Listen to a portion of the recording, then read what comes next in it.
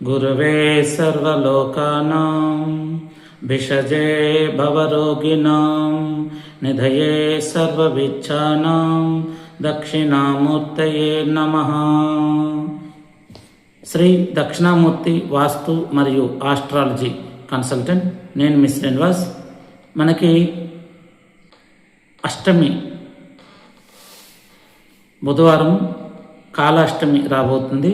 ఈ అష్టమి రోజున మీ ఇంట్లో మీరు శ్రీ దక్షిణామూర్తి పూజ లేదా ధ్యానం చేసుకుంటే మీకున్నటువంటి ఇంట్లో నెగిటివ్ ఎనర్జీ కావచ్చు, అలాగే మీ పైన ఉన్నటువంటి నెగిటివ్ ఎనర్జీ కావచ్చు, అలాగే నరదిష్టి, నరఘోష, అదేవిధంగా మీ ఎదుగుదలను చూసి వారవలేని ఏడ్చేటువంటి వారి యొక్క దృష్టి, అలాగే గ్రహపీడ, అలాగే నవగ్రహ దోషాలు, అలాగే ముఖ్యంగా ఇవన్నీ పక్కన పెడితే మన ఆరాశక్తి, మన బాడీలో ఉన్నటువంటి 7 చక్రాస్ ఉంటాయి కదా, ఈ చక్రాలన్నీ ఏ విధంగా ఉన్నాయి మనం పరిశీలన చేసి ఆ చక్రాలు బలహీనంగా ఉంటాయి కనుక వచ్చేటువంటి వ్యాధులు ఏమిటి, ఆ చక్రాలు బలహీనంగా ఉంటే వచ్చే సమస్యలు ఏంటి, ఆ చక్రాలు బలంగా ఉంటే మనకు అనుకూలమైనటువంటి వాతావరణం ఏంటి,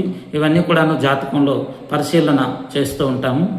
ఏ ఏ చక్రాలు అంటే సహస్రార చక్రము, ఆజ్ఞ చక్రము, విశుద్ధ చక్రము, అనాహిత చక్రము, మణిపుర చక్రము, స్వాధిష్టాన చక్రము, మూలాధార చక్రము.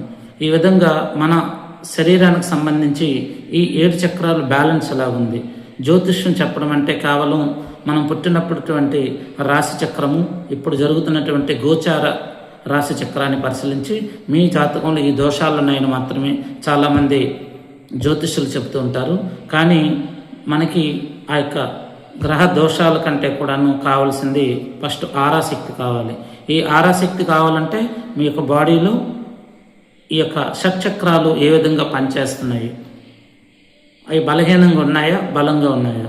ఎందుకంటే మనం కొంతమంది రాజకీయ నాయకులు మాట్లాడేటప్పుడు, లేదా కొంతమంది గురువులు, లేదా కొంతమంది స్వామీజీలు మాట్లాడేటప్పుడు మనం మనసు అనేది డైవర్ట్ కాకుండా వాళ్ళ మాటలు వినసొంపుగా చాలా చక్కగా వింటూ ఉంటాము. దానికి గల కారణం వాళ్ళకు ఉన్నటువంటి ఒక ఆరాశక్తి.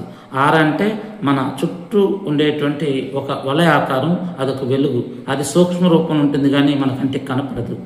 అటువంటి ఆరాశక్తి మీకు ఉంటే గనక మీరు చెప్పేటువంటి విషయాలు 10 మంది వినడానికి వినసొంపుగా ఉంటుంది.